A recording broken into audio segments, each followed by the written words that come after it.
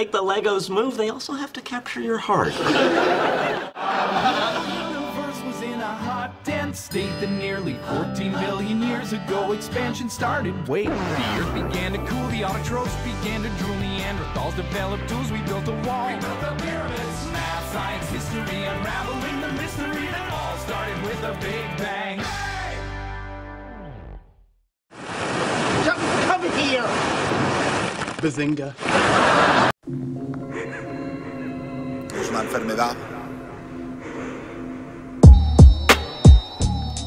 Ponerle nombre basado en el chorre.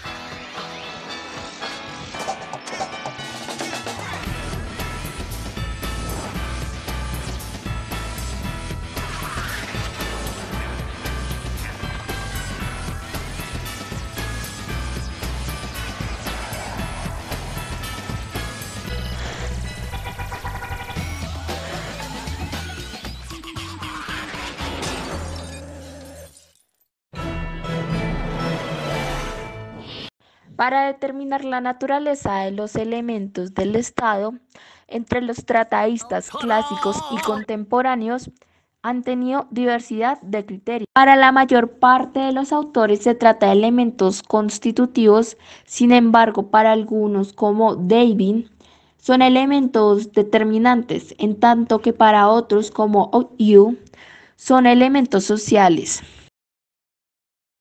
Fishbaugh los denomina elementos particulares, como Kelsen son esferas de validez, mientras que para Heller son condiciones naturales y culturales de la unidad estatal.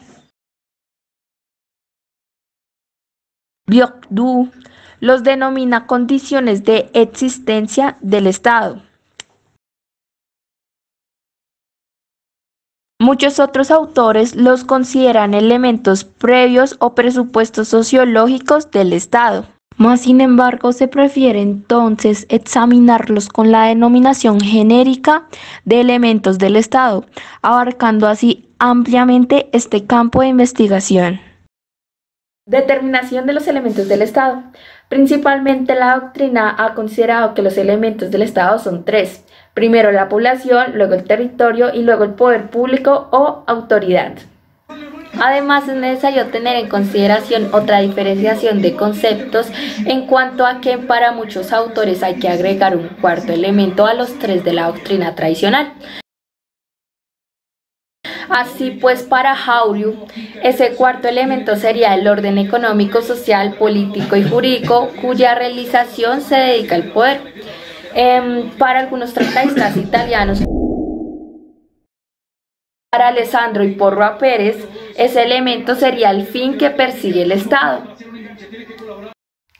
Hemos comenzado nuestra definición de Estado en un sentido más amplio, diciendo que es un conglomeramiento social, político y jurídicamente constituido. Este conglomeramiento humano es lo que constituye en términos genéricos la población del Estado. En términos generales es como la reunión de hombres que llevan una vida en común. Para comenzar es preciso distinguir los conceptos de sociedad, población, pueblo y nación. El término sociedad tiene una connotación muy amplia, representa el género del cual pueden darse muchas especies, comprende cualquier conglomerado humano, no importa su forma, modalidad, extensión o grado de desarrollo. Por población entendemos también a un conjunto de personas, pero ya ubicadas dentro de un marco concreto, es decir, el Estado.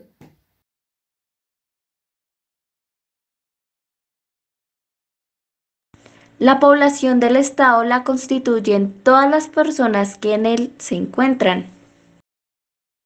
Esto ya sea en calidad de nacionales o extranjeros. ya sea como residentes o transeúntes.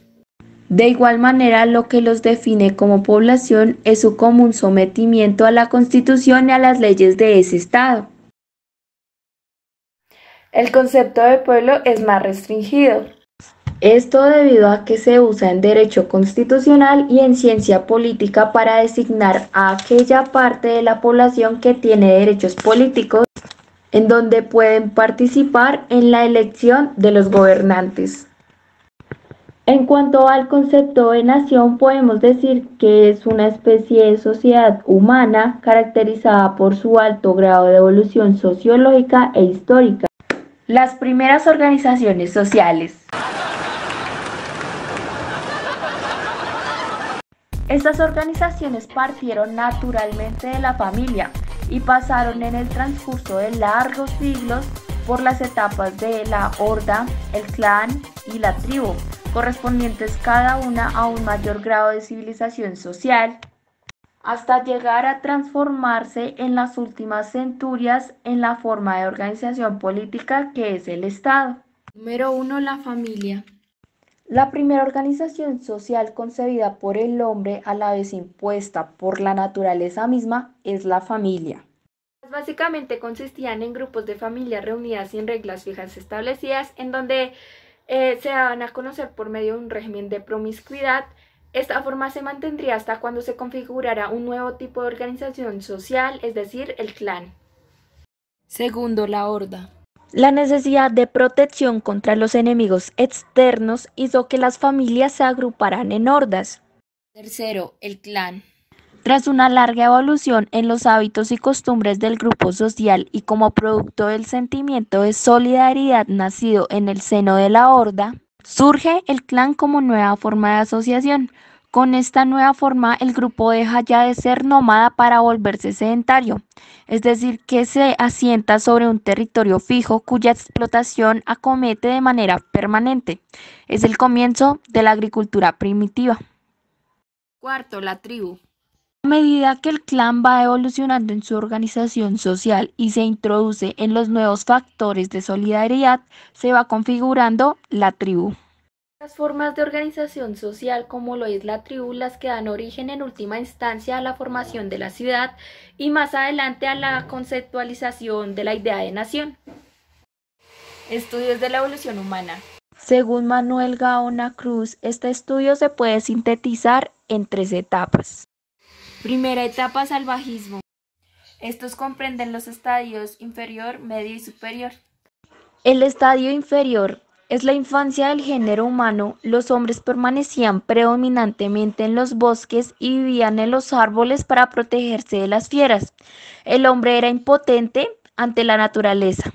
El estadio medio corresponde a la edad de piedra o paleolítica. En sus comienzos el hombre deja los árboles y se vuelve nómada, y más independiente del clima y del lugar donde había permanecido para extenderse sobre la tierra. En esta etapa el hombre era antropófago. Pues mi amigo, es el acto de incluir carne humana u otros tejidos en la dieta.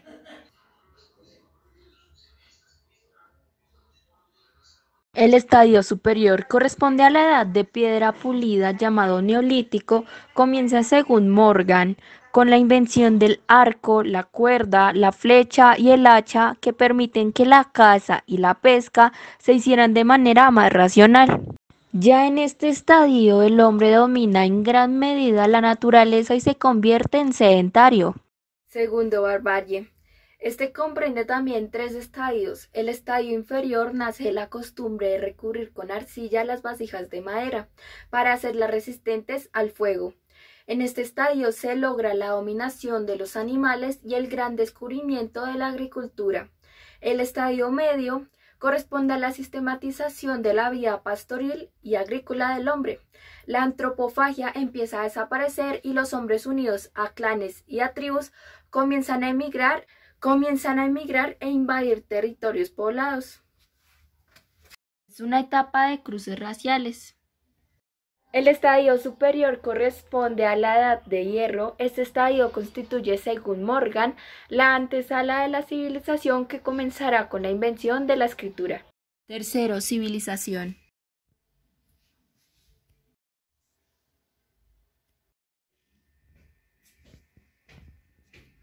Este estadio implicó una verdadera revolución para el hombre y superó a todos los anteriores juntos. La civilización, con sus avances en todos los campos, permitió a todos los pueblos, con el transcurso de siglos de vida en común, llegar a convertirse en naciones. En esta etapa, el hombre es antropófago. Oye, ¿pero qué es eso? Pero entonces, ¿de dónde surge la idea de la nación?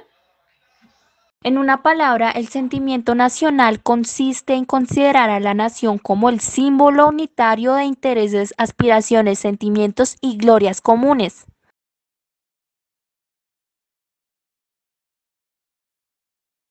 Primero, concepto anímico de nación. Los factores que contribuyen a la conformación de una nación son pues múltiples y diversos, como la comunidad de raza, de lengua, de religión, de costumbres, de tradiciones y de viviendas históricas. Según Bourdieu, más fuerte que esos lazos culturales, religiosos o étnicos es el sentimiento de solidaridad de conglomerado sin el cual la nación no podría existir.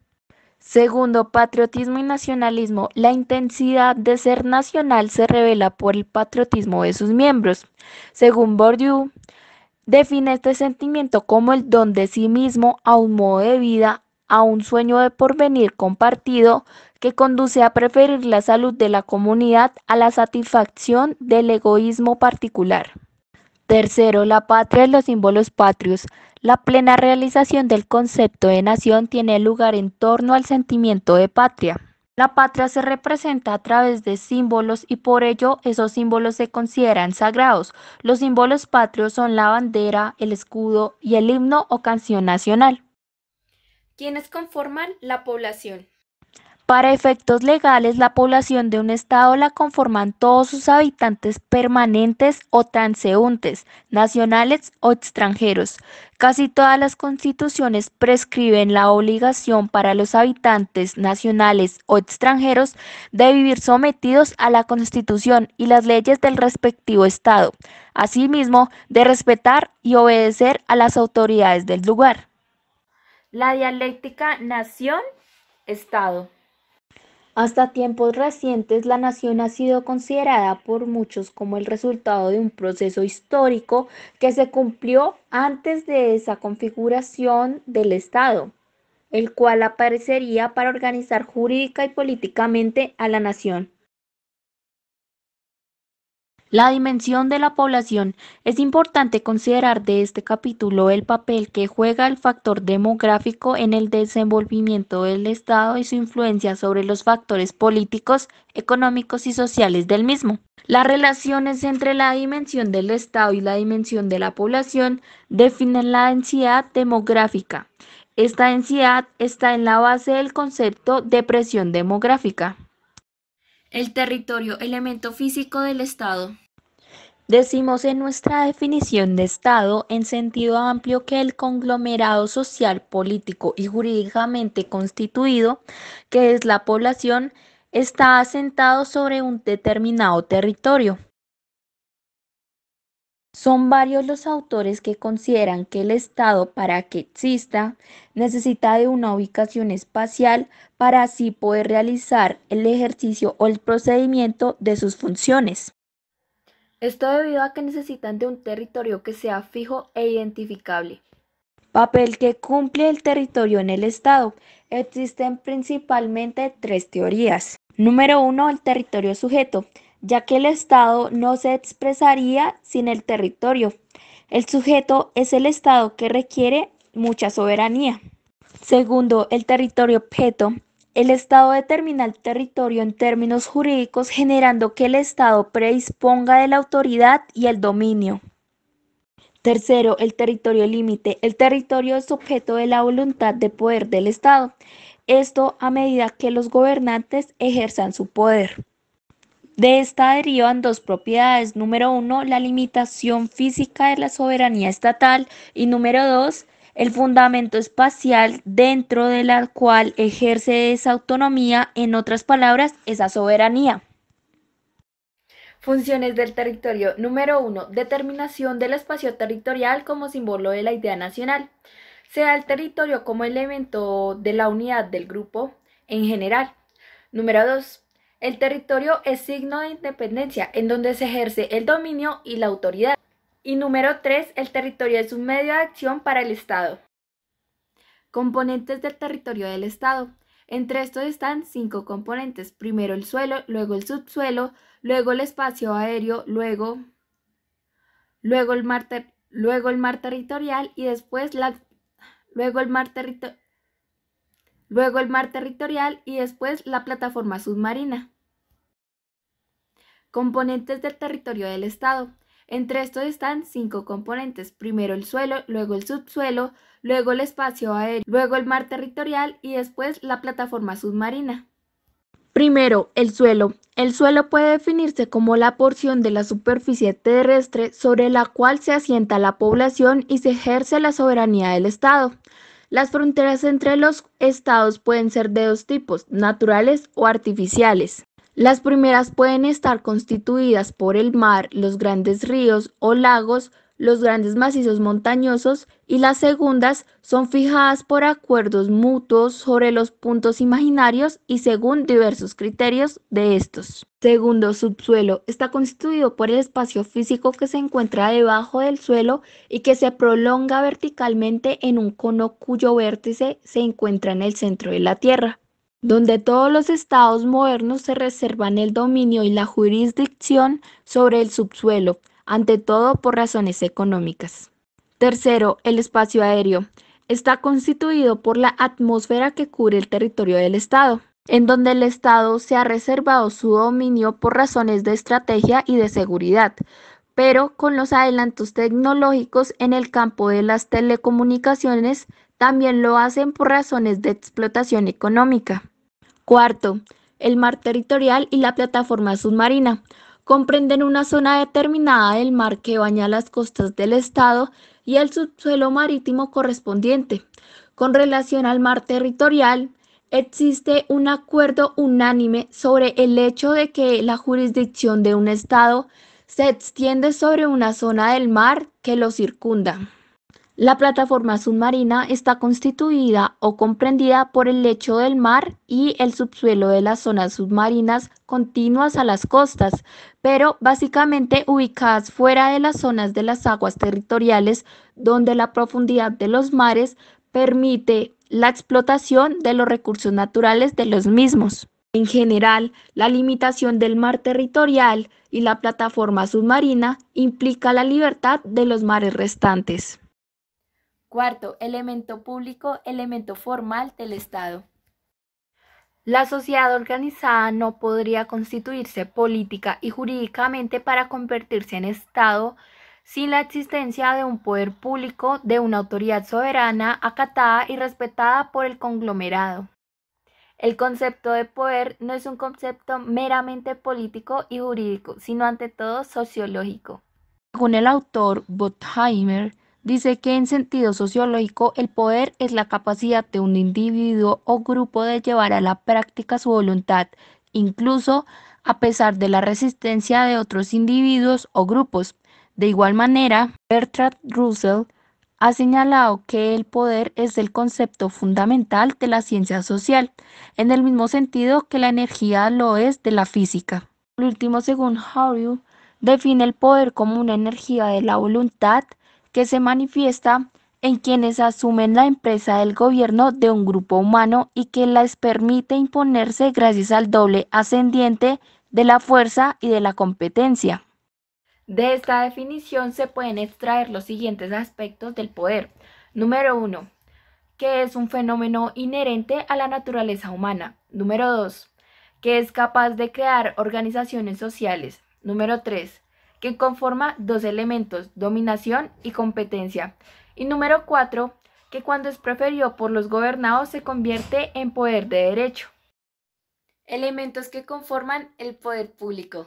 El poder público conforma pues 2 elementos esenciales, el de la dominación y el de la competencia. El elemento de dominación consiste en la capacidad material de hacer cumplir las decisiones de los gobernantes, es decir, de saber o de poder obligar aún por la fuerza a los gobernados a obedecer esas decisiones. Al lado del elemento de dominación aparece el elemento de competencia, el cual consiste en la aptitud reconocida al gobernante para adoptar soluciones justas a los problemas que plantea la conducción del conglomerado social. Este espacio de autoridad que, como dice Hauium, acompaña naturalmente a la competencia, suponiendo la adhesión de ese conglomerado y normalmente los mandatos de la autoridad.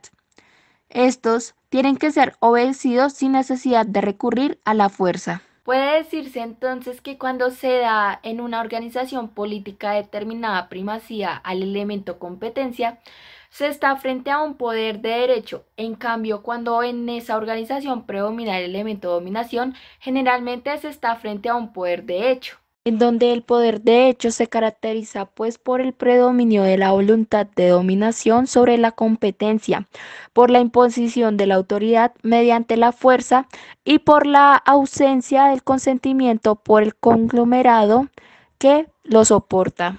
La culminación de esta evolución debe ser el logro del consentimiento al poder que ejercen por parte de los gobernantes, con lo cual el poder de hecho puede llegar a convertirse en un poder de derecho.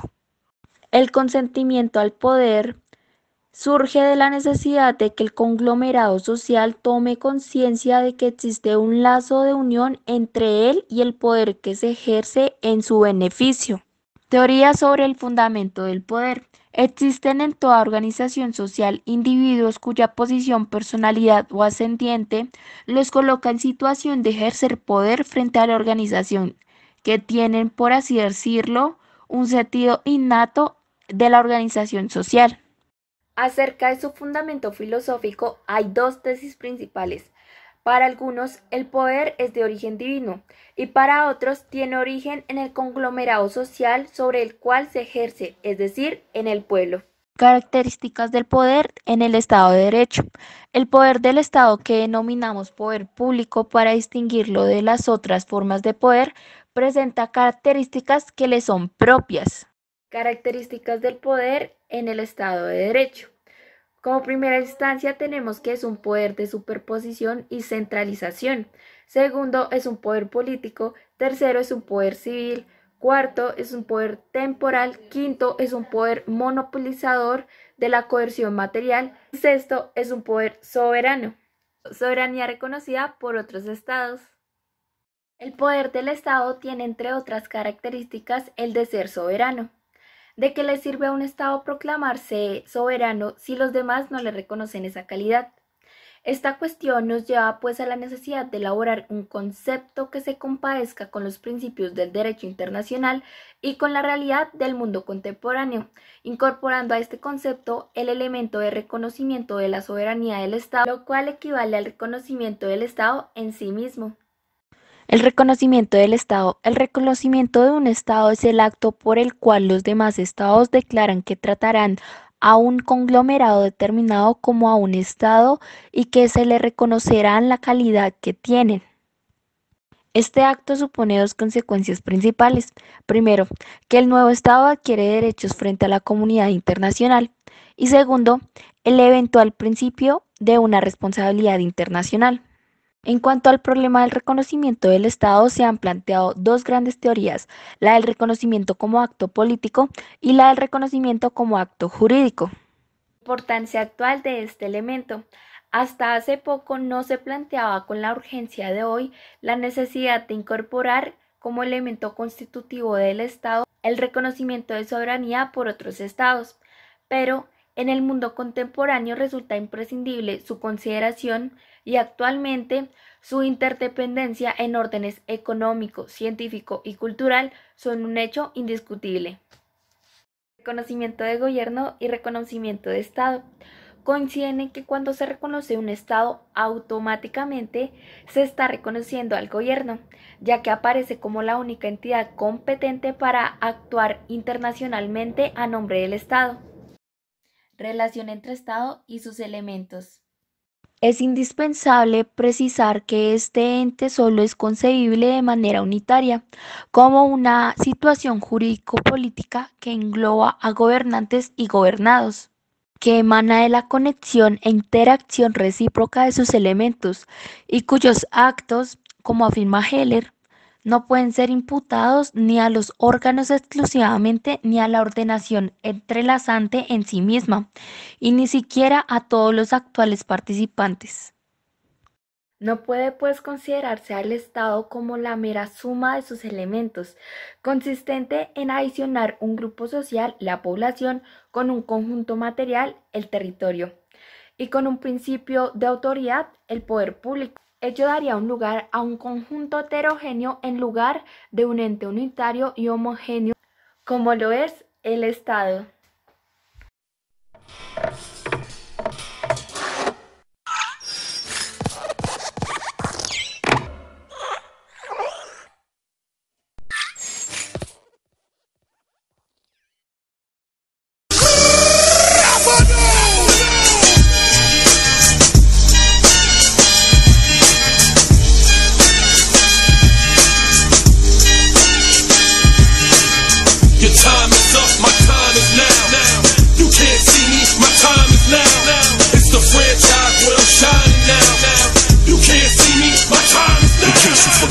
Fell off, I'm still hot, knock your shell off.